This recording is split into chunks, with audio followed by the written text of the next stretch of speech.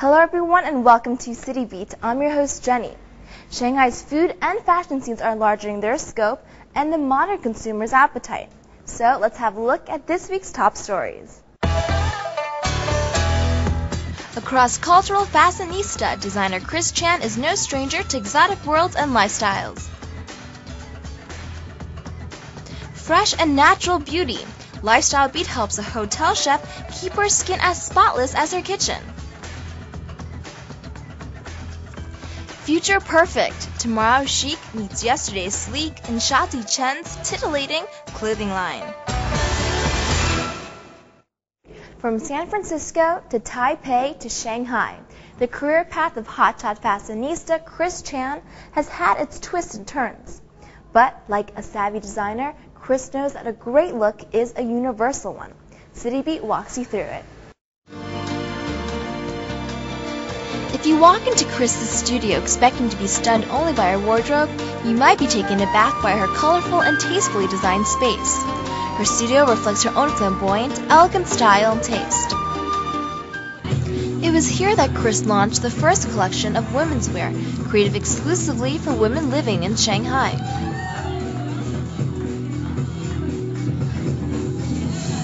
My clothes have a touch of exoticness to it. I'm fascinated by costumes of all culture. When I see something, when I see Yunnan costumes, I'm so excited that the workmanship, the handcraft, all that, the beading, the embroidery, or just the explosion of color. It's the next step in bringing costumes, in bringing history into modern days. As a matter of fact, this is not the first women's line created by Chris. After graduating from the Academy of Art in San Francisco, she returned to her hometown in Taiwan. In 1993, she established her own brand. Young as she is, her refreshing designs open the eyes of many among the fashion elite.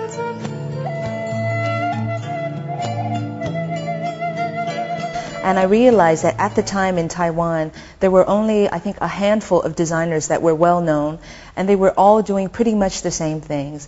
They had the same kind of ideas, which is modern China. It's completely different from what I want to say about modern China dressing. My style was coined as punk Chinese.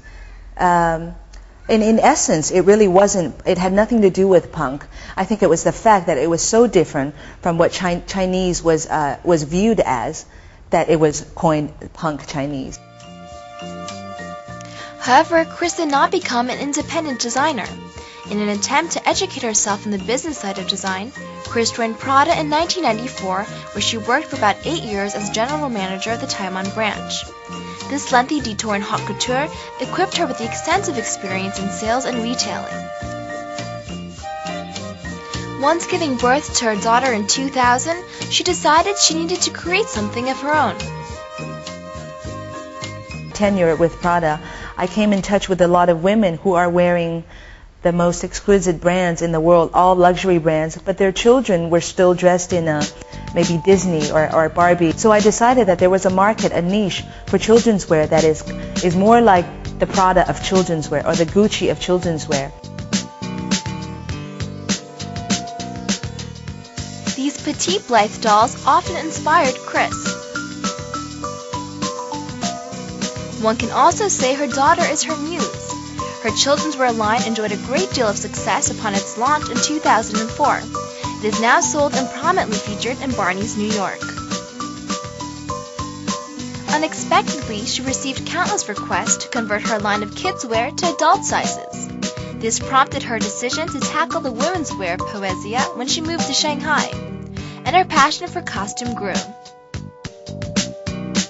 Because people are looking to China for what is a modern Chinese fashion designer. So I think in terms of timing, this is the perfect time to start something if you have something to say. And I feel like I have a lot to say about women's wear that represents modern China. With over 20 years of experience in the fashion industry, Chris's dream of becoming at the forefront of Chinese fashion is fast becoming a reality, thanks to her wide array of unique Eastern designs. Along with many other Shanghai-based designers who are seeking their own brand of inspiration, Chris is implementing her own vision of Chinese style and adding to Shanghai's colorful fashion scene.